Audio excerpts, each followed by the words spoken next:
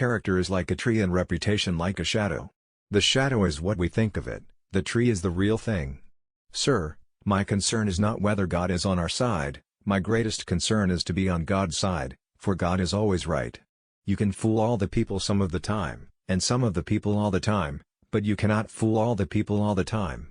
Most folks are about as happy as they make their minds up to be. Human action can be modified to some extent, but human nature cannot be changed.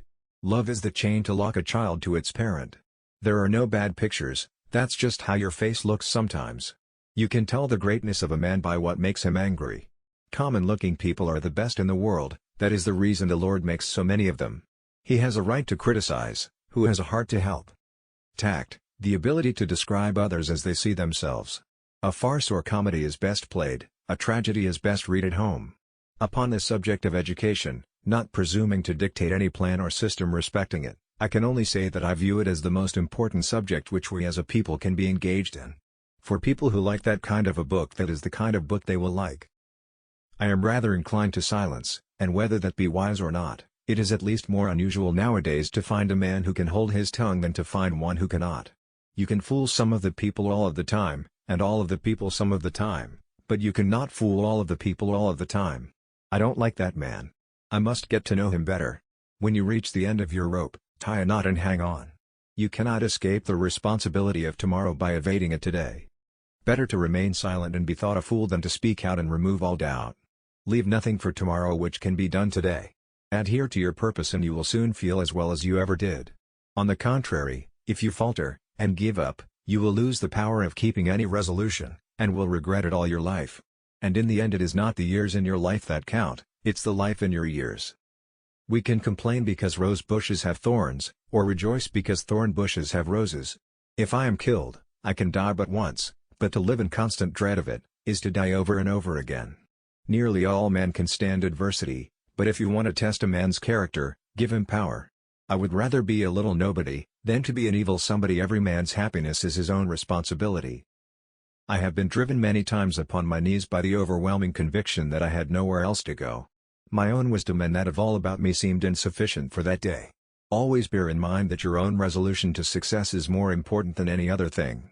I'm a success today because I had a friend who believed in me and I didn't have the heart to let him down. I have a congenital aversion to failure. I happen temporarily to occupy this big White House. I am living witness that any one of your children may look to come here as my father's child has. The greatest fine art of the future will be the making of a comfortable living from a small piece of land. I am not bound to win, but I am bound to be true. I am not bound to succeed, but I am bound to live by the light that I have. I must stand with anybody that stands right, and stand with him while he is right, and part with him when he goes wrong.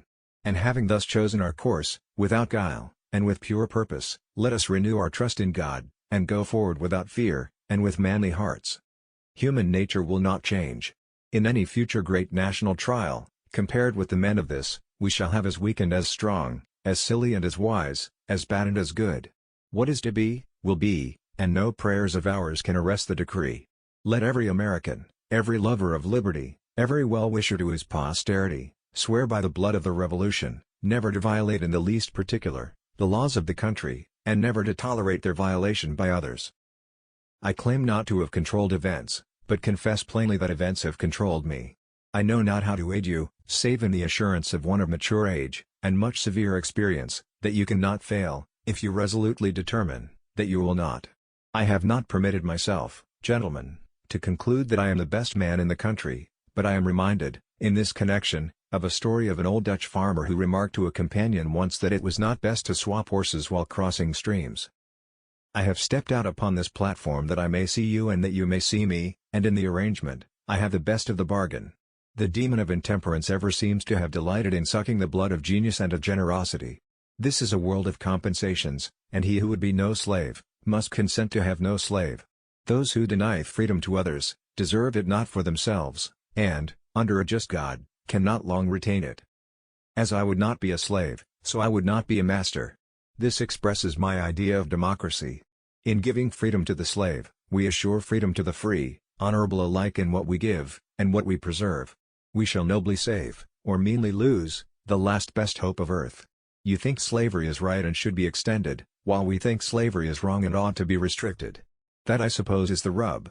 It certainly is the only substantial difference between us. The one victory we can ever call complete will be that one which proclaims that there is not one slave or one drunkard on the face of God's green earth. All I ask for the Negro is that if you do not like him, let him alone. If God gave him but little, that little let him enjoy. I leave you, hoping that the lamp of liberty will burn in your bosoms until there shall no longer be a doubt that all men are created free and equal. No man is good enough to govern another man, without that other's consent. I say this is the leading principle, the sheet anchor of American republicanism. It may seem strange that any men should dare to ask a just God's assistance in wringing their bread from the sweat of other men's faces, but let us judge not that we are not judged. The prayers of both could not be answered, that of neither has been answered fully. The Almighty has His own purposes. Surely God would not have created such a being as man, with an ability to grasp the infinite, to exist only for a day. No, no, the man was made for immortality.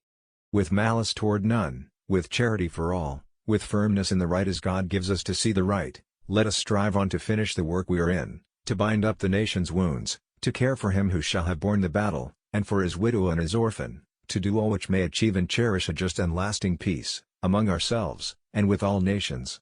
I have never studied the art of paying compliments to women, but I must say that if all that has been said by orators and poets since the creation of the world in praise of women were applied to the women of America, it would not do them justice for their conduct during this war. I will close by saying, God bless the women of America. In regard to this great book, I have but to say, it is the best gift God has given to man. All the good the Savior gave to the world was communicated through this book. The will of God prevails. In great contests, each party claims to act in accordance with the will of God. Both may be, and one must be, wrong. God cannot be for and against the same thing at the same time. In the present civil war it is quite possible that God's purpose is something different from the purpose of either party, and yet the human instrumentalities, working just as they do, are of the best adaptation to effect His purpose. Let us have faith that right makes might, and in that faith, let us, to the end, dare to do our duty as we understand it. The United States government must not undertake to run the churches. When an individual, in the church or out of it, becomes dangerous to the public interest he must be checked. Any people anywhere, being inclined and having the power, have the right to rise up, and shake off the existing government, and form a new one that suits them better. This is a most valuable, a most sacred right, a right, which we hope and believe, is to liberate the world. A house divided against itself cannot stand. I believe this government cannot endure permanently half slave and half free.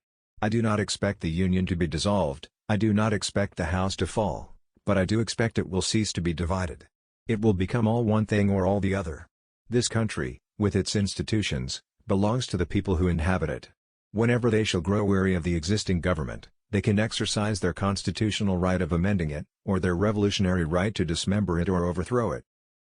I desire to so conduct the affairs of this administration that if at the end, when I come to lay down the reins of power, I have lost every other friend on earth, I shall at least have one friend left, and that friend shall be down inside of me. Public sentiment is everything. With public sentiment, nothing can fail, without it nothing can succeed. The ballot is stronger than the bullet. I cannot make it better known than it already is that I strongly favor colonization.